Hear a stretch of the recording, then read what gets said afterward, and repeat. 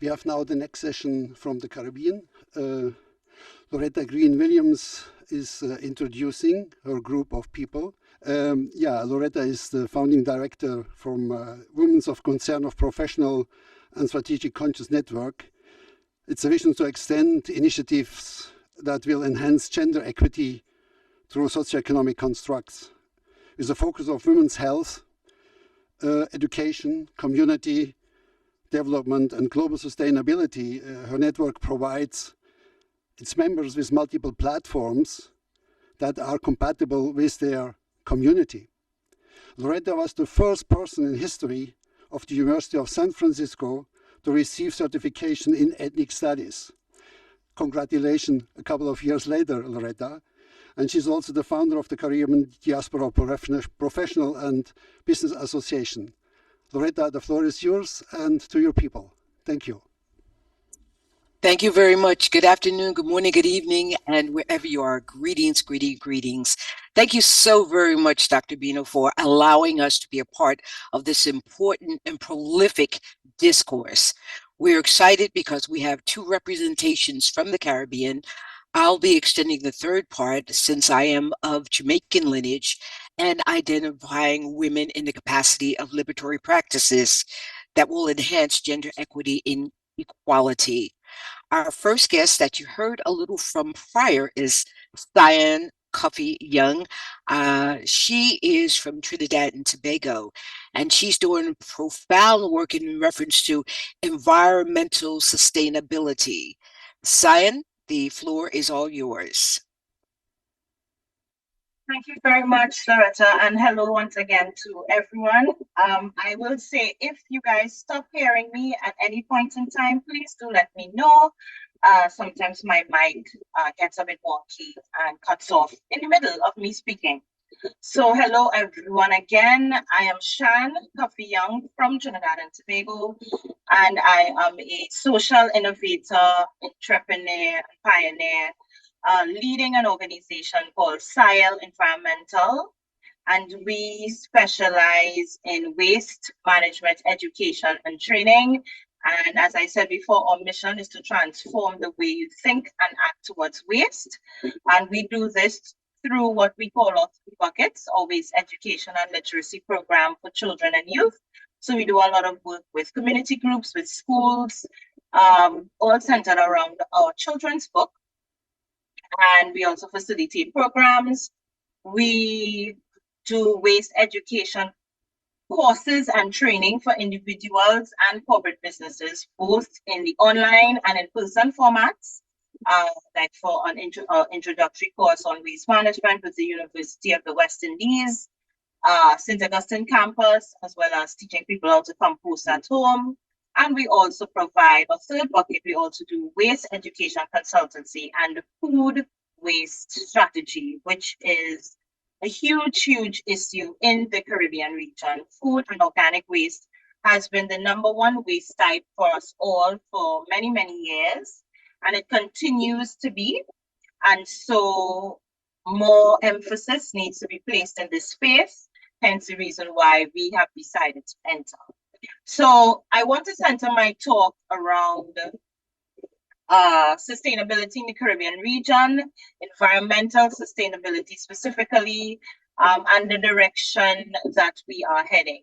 So as small island developing states in the Caribbean region, we know and have been the most affected by climate change. For the first time in 150 years, some of our islands were rendered completely uninhabitable with the passage of hurricanes Irma and Maria. I'm specifically talking about Antigua and Barbuda, where Barbuda was completely wiped out. And so the onus is on us to develop adaptation, mitigation, to build our resilience as small island developing states, and to be champions of our own solutions. I think for oftentimes, because we know that we are significantly affected, we tend to have a laid-back, laissez-faire approach where solutions are concerned. And it is my personal opinion that we should not wait for global north to help us come up with the solutions. We should come up with the solutions ourselves. And so We have begun to advocate for this. We have begun to continue for this. I have been able to represent the Caribbean region on a number of global platforms, this year being no different.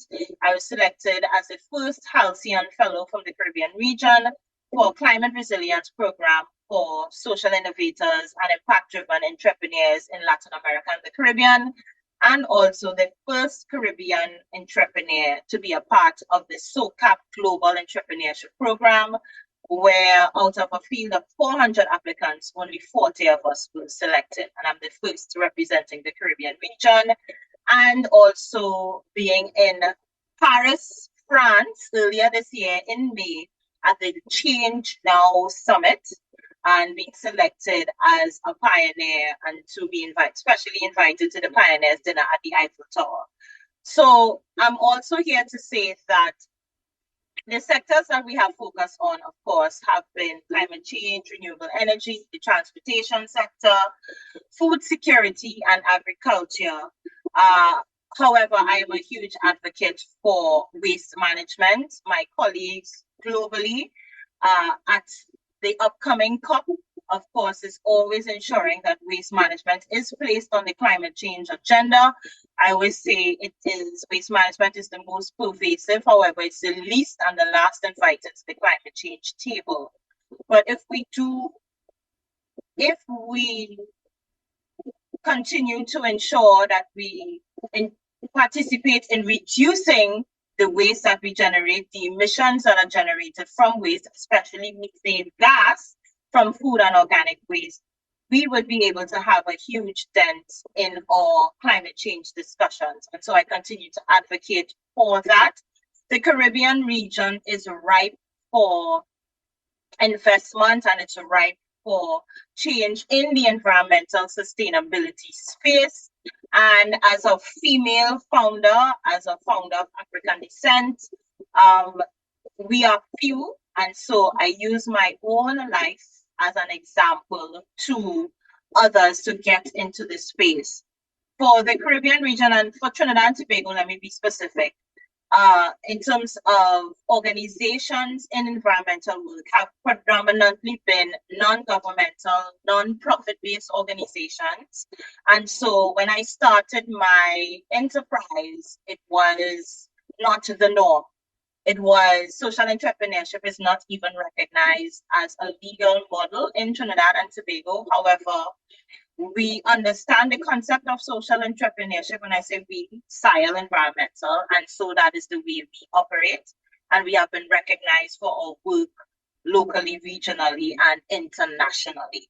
So I really see my role here as to share with you the Caribbean experience, where environmental sustainability is concerned. As a woman founder, the fact that my organization and others like me continue to need to be supported, like from organizations like UNESCO, like the UN, like larger organizations to support the work that we're doing, because the Caribbean region is still very small compared to our global North counterparts, European, US, UK, continent of Africa, and etc. So I see myself as a sustainability representative of sorts to make sure that more eyes, ears, and financial resources are placed on the Caribbean region to allow us to become more resilient. However, to also encourage other social innovators, as I firmly believe that the impact-driven future of business is where we need to go, to continue to encourage the work of social innovators in the Caribbean region and in other small island developing states. We have come up with the ideas and the solutions that we need to make sure that our islands are sustainable, are there for generations to follow. Because as the saying says, we've borrowed the earth from our children, and so we need to ensure that it is left in a state that our children and generations to come can enjoy. But because we're surrounded by water, because we are faced with some of these major challenges, and some of our islands have been rendered uninhabitable, we need to be the ones that spearhead the solutions for the Caribbean region. So I wanted to introduce you to Trinidad and Tobago, introduce you to the Caribbean region, and I know my counterparts will share their experiences in the Caribbean region as well, to encourage you to reach out, to connect with me on LinkedIn or wherever. Well, yes, the LinkedIn as well, because we need more support. And I'm seeing from someone, yes. And so was there saying that the biggest difficulty of small island states is that we're still trying to figure out how do we continue to grow and evolve as a region, as developing countries, and also meet the needs of the people. We have several needs. My focus is on sustainability, so I don't want to touch on some of the other needs because I'm sure my colleagues will probably discuss that. But where environmental sustainability is concerned, there's a lot more work to be done. We also need our governments to push policies that continue to protect us as a region, protect us as a Caribbean people, and have the willingness and the fortitude to enforce them. We have a lot of laws and policies that are just sitting on shelves and desks and are not enforced. And then we have those who remain policies and have not become legislation. So we also need to ensure that our legislative network supports the needs of the people moving forward and continue to build us up as a Caribbean region as well. So so to quickly say, because I know I only have limited time, and to not take the time from my colleagues, that the Caribbean region is ripe for investment, it's ripe for support. It is especially in the environmental space. We have several areas of concern. We are some of the most diverse biodiversity in the world, and so that needs to be protected. And the question is, what do we need to do to protect ourselves? What do we need to do to protect our futures? What do we need to do to support the needs of the people and ensure that their needs are met? Because people still every day have to live their lives as well. So I leave you with that. And I also like to say, I welcome people to join me on my journey as I wake up and shake up the waste management industry across the Caribbean region. And I wish you all a great rest of session. Thank you, Loretta. Thank you very much. Our next guest is Tamu Petra Brown, and she is an entrepreneur in the field of technology. She addresses the concerns of the social relationship of technology and women with her methodologies. Tamu, the floor is yours.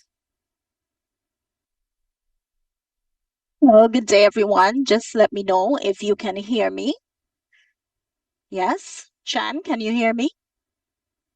Okay, great. So I am Dr. Tamu Petra Brown. I am located in the Federation of St. Kitts and Nevis on the island of St. Kitts. We are the smallest federation in the Western Hemisphere.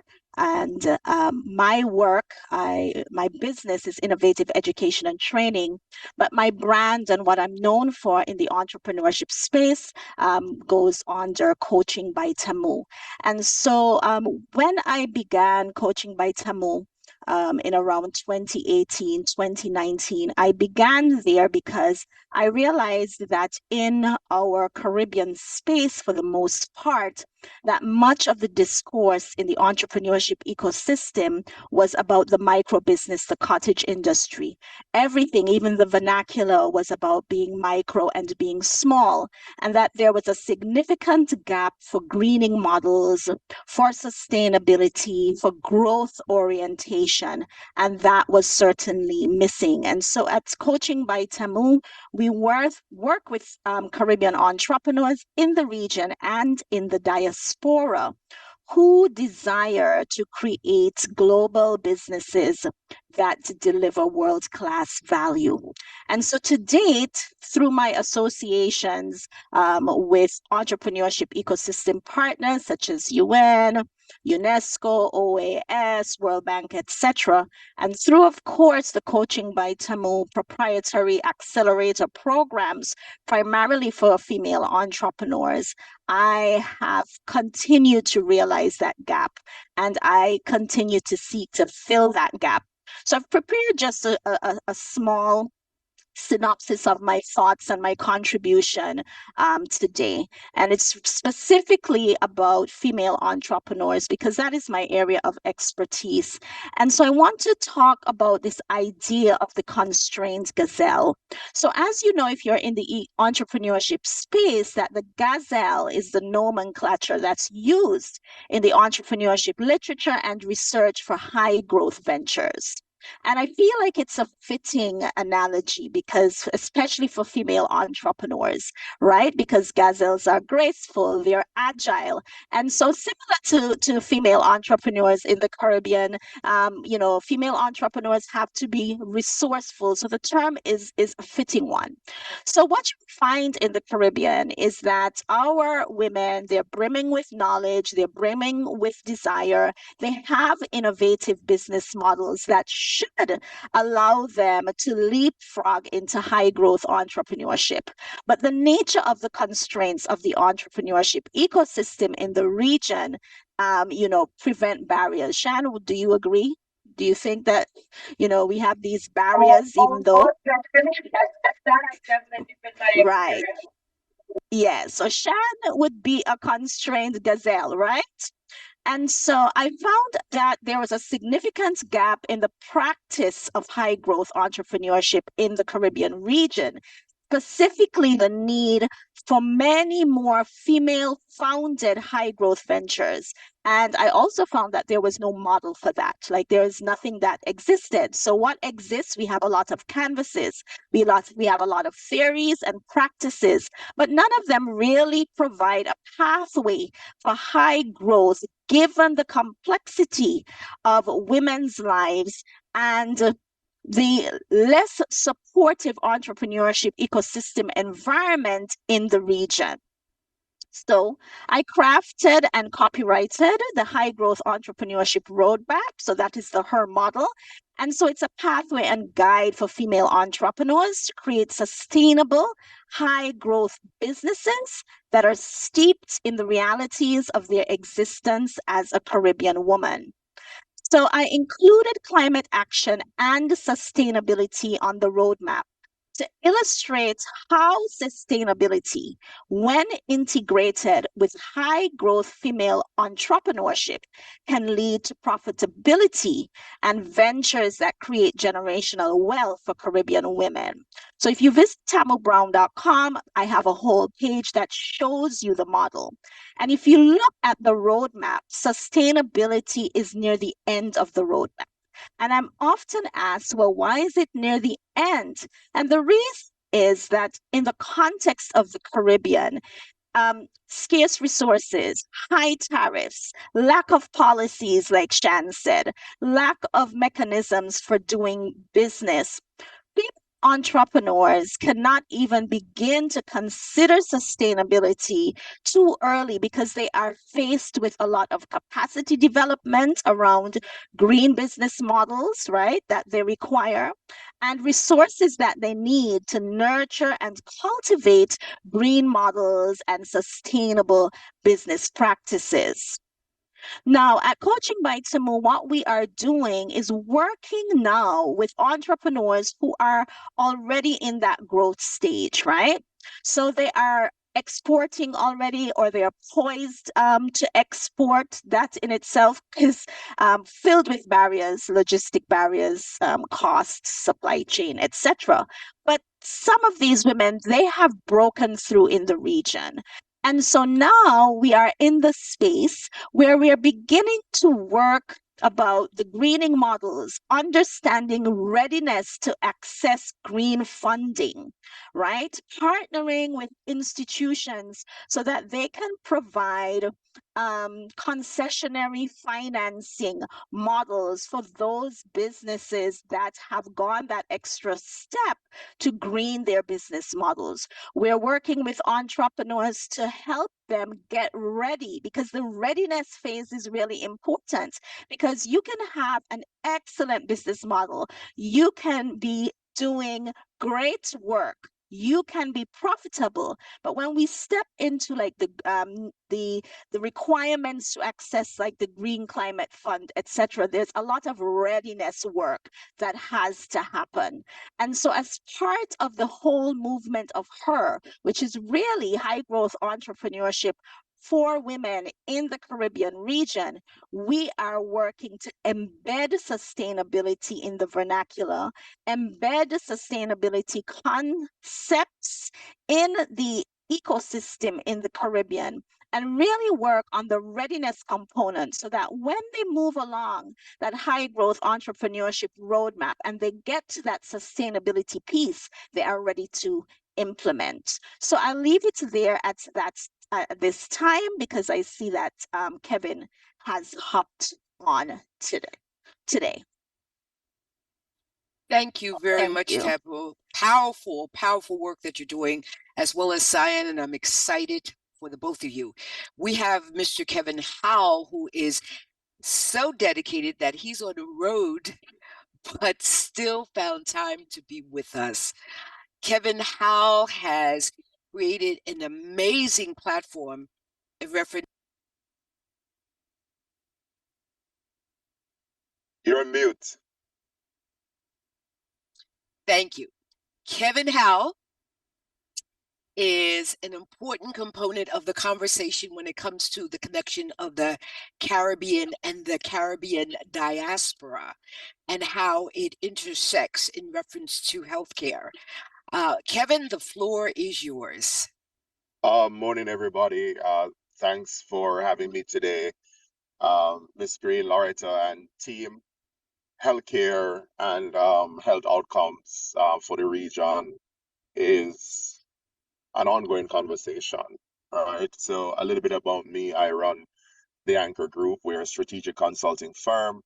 We do a lot of work around health and environment, helping organizations to build sustainable internal infrastructure to then kind of drive integration around healthcare. And so we've been doing work in the region over the last, I would say, several years, but more so over the last 2 years.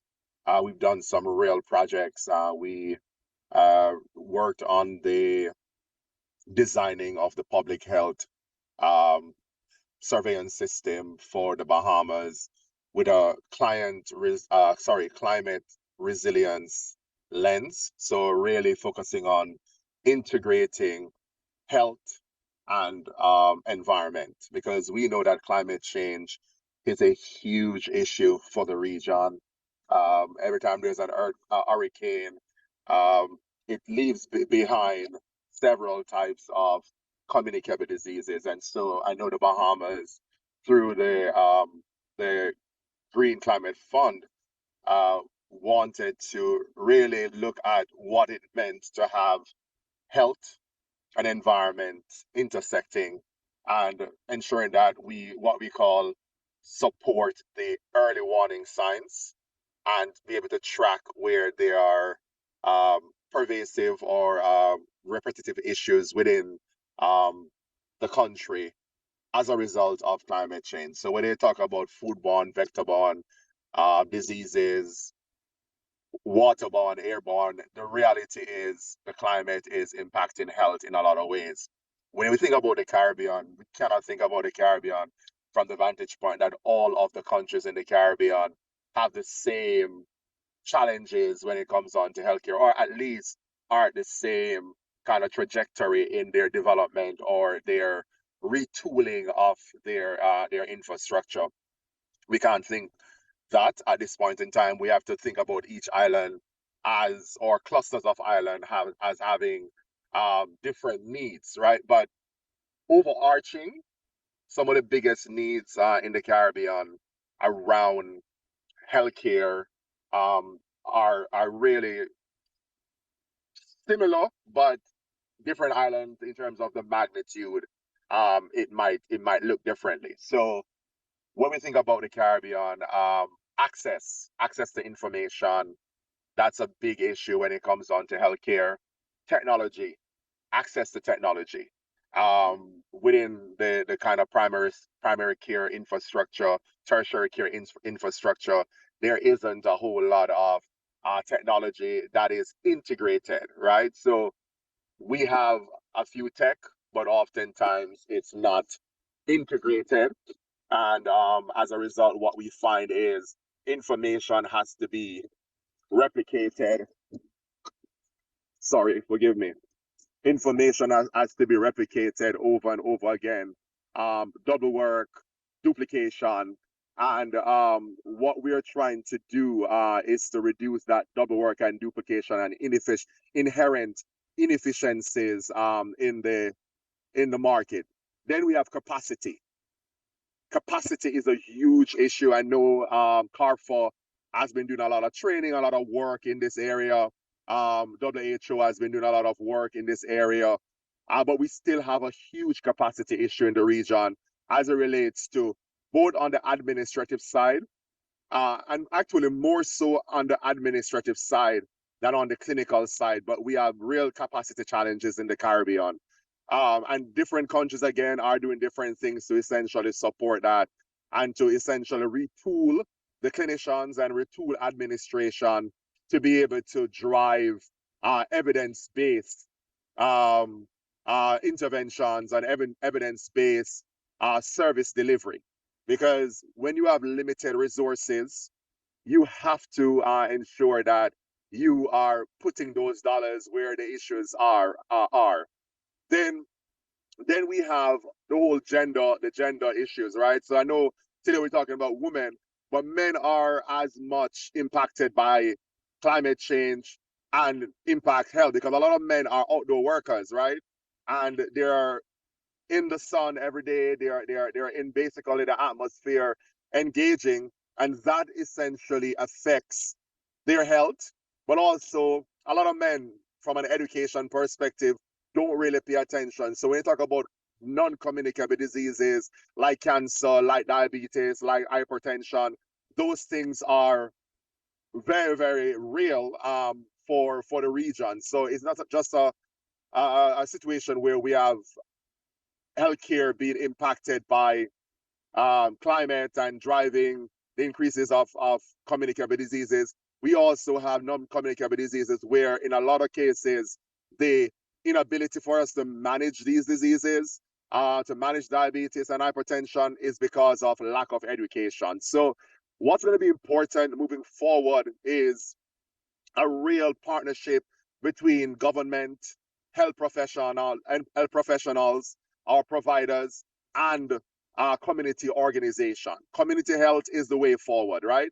I know in New York, we are talking about integrative healthcare. We're talking about keeping people out of the hospital. We're talking about connecting people with primary care physicians to ensure that we reduce the need for them to go into acute care, or even to having to manage exacerbated conditions because they weren't tracked incrementally. We know that we have challenges in the Caribbean when it comes on to universal health care. Different countries have different access level. I mean, I grew up in Jamaica, and I know my mom would be able to go to the clinics up on the University of the West Indies campus, but that's just to do more maintenance, PC, primary kind of care work. When it comes on to the acute side, I mean, there's a lot of gaps, and the costs. I have friends who hit me up from time to time, and they're like, oh, I got to go do this. I need help to do this. The reality is there are a lot of challenges when it comes on to access to healthcare because we don't have a universal healthcare infrastructure. And so, again, the Caribbean is moving ahead. The Caribbean is talking. There's a lot of conversation, I know, with Carrefour around integrating care, sharing information. There's a lot of conversation in communities where a lot of private practitioners are popping up. But ultimately, the people who are most vulnerable oftentimes are unable to really access that care because they don't have the means by which to. You are on mute. They don't have the means by which to access that care, right? They can't pay for it, or they don't have the information and education to essentially engage care. So again, we have a lot of work to do in the region, and the Anchor Group is committed to not just supporting health equity and better health outcomes in the Caribbean, but we are committed to supporting that across the US, and also we are now looking at other parts of Africa to essentially do that work. So that's my presentation for now, and I am open to questions from the panel. Thank you very much, Kevin. We really appreciate that discourse, which is really critical.